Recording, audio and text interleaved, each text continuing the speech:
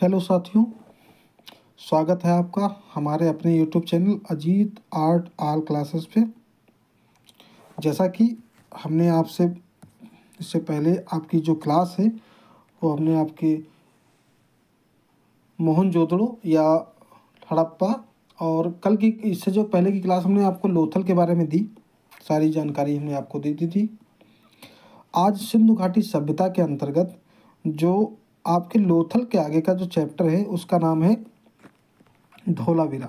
ठीक है, तो आज हम धोलावीरा के बारे में एक एक करके सारी जानकारी हम आपको देते हैं और आप अपने रजिस्टर पे नोट कर लीजिए या आप ध्यान से सुन लीजिए कि यहाँ पे क्या उपलब्धियाँ मिली हैं, कहाँ पे ये स्थल है, किस जगह पे। तो आइए हम देखते हैं इसको क्या किस किस नाम से हम पुकारते हैं, उसको पहले हम बता देते हैं आपको। तो इसका पहला नाम जो है धोलावीरा ही कहा जाता था, या दूसरा नाम रॉक कट आर्किटेक्ट आता है। ठीक है, ये आपको दो नामों में मिल जाएगा और इसे श्वेत कूप भी कहते हैं। श्वेत कूप यानी कि सफ़ेद कुआं।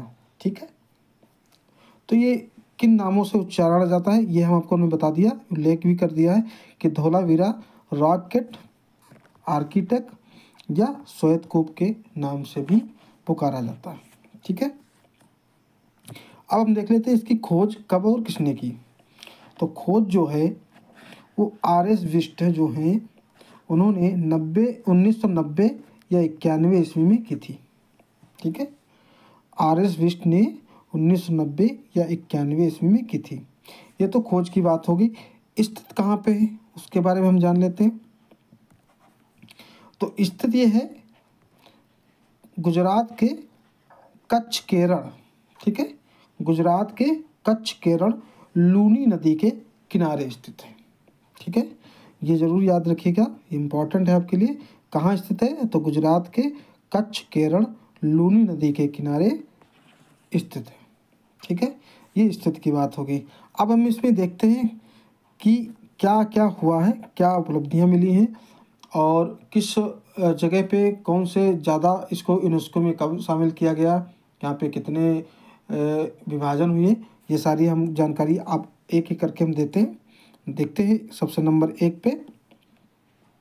तो इसका नंबर 1 लिखा हुआ है कि इसका विभाजन त्रिस्तरीय पद्धति पर हुआ। ठीक है, 3 स्तर जो है 3 स्तर के पद्धति पर हुआ है। तो कौन सा पहला है स्तर जो पद्धति है वो हम देख लेते हैं। यहाँ पे लिखा हुआ है नंबर 1 पे दुर्ग टीला। ठीक है, यहाँ पे समझ लीजिएगा, हम आपको पूरी विस्तार से आपको हम बता देंगे क्या है क्या नहीं। तो पहला है दुर्ग टीला, दूसरा है मध्य टीला और तीसरा है निचला टीला। जबकि अन्य नगरी का विभाजन 2 भागों में हुआ था। इससे के पहले हमने जो बताया लोथल, मोहनजोदड़ो, हड़प्पा, ये जितने भी स्थल थे आपके सिंधु घाटी सभ्यता के, इनका जो विभाजन हुआ है वो 2 स्तर पे हुआ था। लेकिन ये ऐसा पहला सिंधु घाटी सभ्यता का धोलावीरा एक पहला ऐसा ये स्थल है जिसका विभाजन त्रिस्तरीय पद्धति पर हुआ है।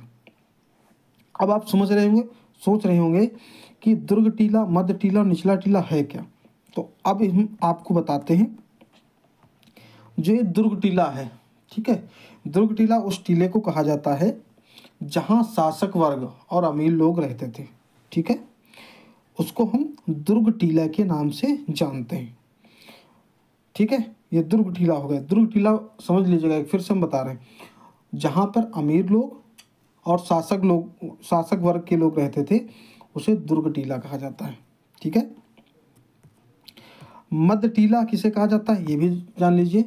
व्यापारियों और कारीगरों के लिए जो स्थल था उस समय, जहाँ पे व्यापारी और कारीगर रहते थे, उस जगह को मध्य टीला कहा गया।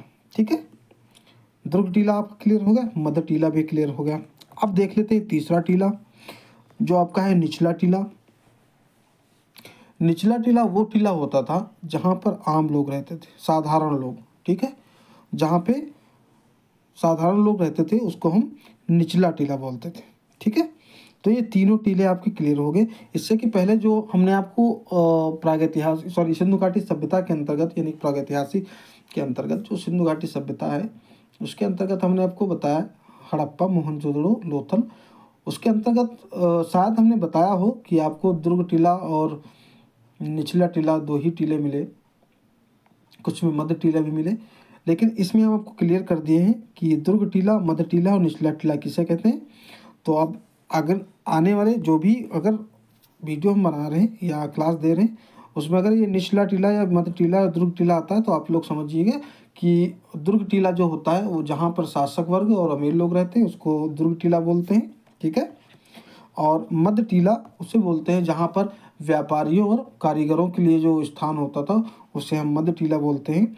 और निचला टीला जो वो होता था जहाँ पे साधारण यानी कि आम लोग रहते थे उसे निचला टीला बोलते थे, ठीक है। ये तो आपके दूसरे नंबर का पॉइंट हो गया। अब हम देखते हैं तीसरे नंबर पे। यहाँ पर लिखा हुआ है परकोटेदार चार दीवारी यहाँ की प्रमुख विशेषता रही है, ठीक है। परकोटेदार चार दीवारी यहाँ की प्रमुख विशेषता रही है। कहने का मतलब ये है कि पूरे शहर को मजबूत दीवार से घेरा गया था या घेर लिया गया है, ठीक है। उस समय क्या था कि धौलावीरा जो था उसको पूरे शहर को, धौलावीरा जो भी स्थान था उस समय जहाँ तक था उसको पूरे शहर को मजबूत दीवार के साथ उसको घेर दिया गया था, ठीक है। इसलिए इसको लिखा गया है परकोटेदार चार दीवारी यहाँ की प्रमुख विशेषता रही है, ठीक है। आगे का हम जो देखेंगे, आगे का जो हमारा 4 नंबर का आपका है उसको हम देख लेते हैं क्या लिखा हुआ है यहाँ पे। यह स्थल अपने जल प्रबंधन के लिए प्रसिद्ध था, क्योंकि यहाँ की जल प्रबंधन जो सुविधा, जो वहाँ की जो तकनीक थी वो बहुत ही अच्छी थी, ठीक है। तो इसलिए इसका स्थल जो है अपने जल प्रबंधन के लिए बहुत ही प्रसिद्ध था, ठीक है। ये 4 नंबर पे लिखा गया है। उसके हम आगे देखते हैं, यहाँ पे 5 नंबर पे लिखा गया है यहाँ से पालिशदार श्वेत पाषाण खंड। अब पालिशदार भी है और श्वेत पाषाण खंड। श्वेत का मतलब होता है सफ़ेद, सब लोग जानते हैं। श्वेत का मतलब है सफ़ेद, पाषाण मतलब आपका जो भी पत्थर हो, और खंड मतलब एक टुकड़ा, ठीक है। सफ़ेद पत्थर का टुकड़ा जो था उसमें पालिशदार बड़ी संख्या में मिले हैं, ठीक है। तो यहाँ से पालिशदार श्वेत पाषाण खंड बड़ी संख्या में मिले, यानी कि बहुत ही बड़ी संख्या में यहाँ से पहाड़ जो आपके हैं यानी पत्थर के टुकड़े सफ़ेद रंग के पालिशदार किए हुए बड़ी संख्या में मिले हुए हैं। कहाँ से? धौलावीरा से, ये याद रखिएगा, ठीक है। आगे हम देख लेते हैं 6 नंबर पे लिखा हुआ है पत्थरों पर पालिश करने ग्लेजिंग की कला से सिंधु सभ्यता के इस स्थल के निवासी पूर्णतया सुपरिचित थे, ठीक है। पत्थरों पर पालिश करने व ग्लेजिंग की कला से सिंधु सभ्यता के इस स्थल के निवासी पूर्णतया सुपरिचित थे, ठीक है। ये आपका 6 नंबर में बता दिया गया है। अब उसके आगे हम देखते हैं, आगे लिखा हुआ है 7 नंबर पे देख लेते हैं।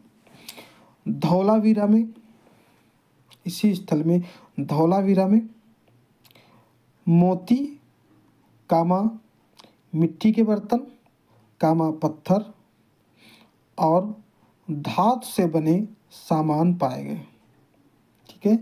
कौन कौन से यहाँ से साक्ष्य अवशेष मिले वो हमको बता रहे हैं कि धौलावीरा में मोती, सभी लोग जानते हो मोती किसे कहते हैं, मिट्टी के बर्तन भी, पत्थर और धातु से बने, यानी उसमें जानते थे कि तांबा ही धातु प्रमुख था, तो धातु से बने सामान पाए गए, ठीक है। तो कहने का मतलब यह है कि यहाँ के जो अवशेष है वो इन 3 चीज़ों के मिले हुए हैं, मोती, मिट्टी के बर्तन, पत्थर और धातु से बने सामान भी यहाँ के पाए गए हैं, यानी कि साक्ष्य मिले हैं।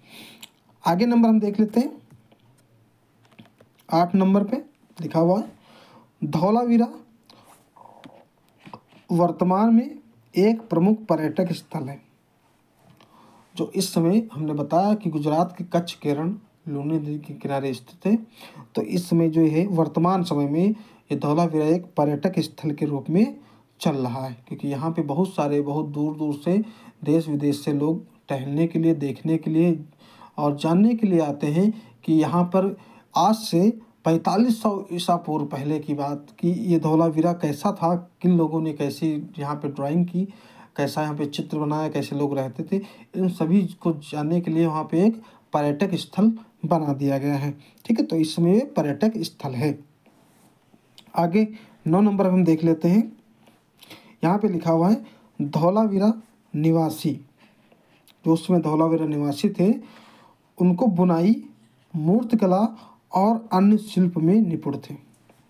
अब जो धौलावीरा निवासी थे, ठीक है, तो उनको बुनाई भी आती थी, मूर्तिकला में भी निपुण थे और अन्य शिल्प में भी निपुण थे।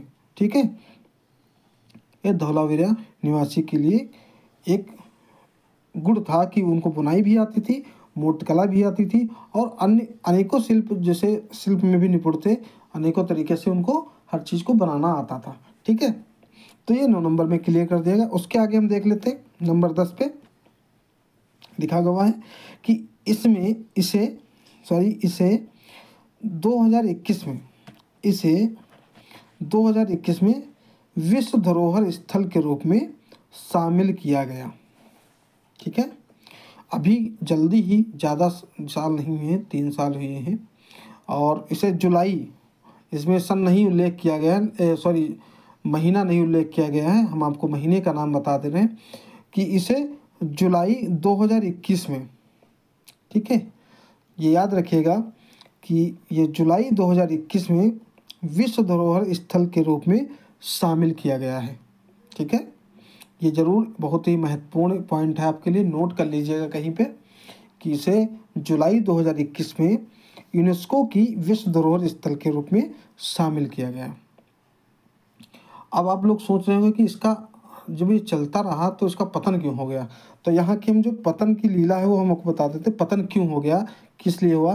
तो धौलावीरा का जो पतन हुआ था वो संभवतः वहाँ की जलवायु परिवर्तन, सूखा हुआ, जलवायु परिवर्तन तो हुई, सूखा भी आ गया और नदी के प्रवाह के बदलाव के कारण यहाँ का जो है पतन स्टार्ट हो गया था। तो धीरे धीरे सिंधु घाटी सभ्यता का भी पतन हुआ, तो यहाँ का यानी कि ये सिंधु घाटी सभ्यता के अंतर्गत धौलावीरा आता ही है, तो इसका भी पतन स्टार्ट हो गया था। और इस तरीके से ये जो आपका धौलावीरा है ये उस समय आपके सूखा के कारण यहाँ का पतन, बिल्कुल पतन इसका हो गया था। तो आज के समय में जो ये सिंधु घाटी सभ्यता के अंतर्गत जो भी जानकारी मिली, जो भी हमारे इससे पहले पुरातत्वविद के विभाग की जो भी खोजकर्ता हुए वो सारी जानकारी लेकर के निकाले, तो वो सारी एक एक करके हम आपको बता दी हैं। और नई जो इसकी सिंधु घाटी सभ्यता के अंतर्गत जो आपके अंतर्गत आएगी क्लास, वो चानूदड़ो और बनावली, रोपड़ इत्यादि क्लासें हैं, और वो हम आपको आने वाली नई क्लास में आपको हम बताएंगे एक एक करके कि सिंधु घाटी सभ्यता के अंतर्गत उसमें क्या उपलब्धियाँ मिली। तो इसमें किसी को कहीं भी कोई अगर डाउट हो, ना समझ में आया हो, तो हमें कमेंट बॉक्स में कमेंट करिएगा। ठीक है, हम उसका जवाब जरूर देंगे। और वीडियो को ज़्यादा से ज़्यादा लोगों को शेयर करो। ठीक है, ज़्यादा से ज़्यादा लोगों को बताइए और जुड़वाइए कि जुड़े, उनको भी इस सिलेबस का लाभ मिले। ठीक है, तब तक के लिए आप लोग सभी को राधे राधे।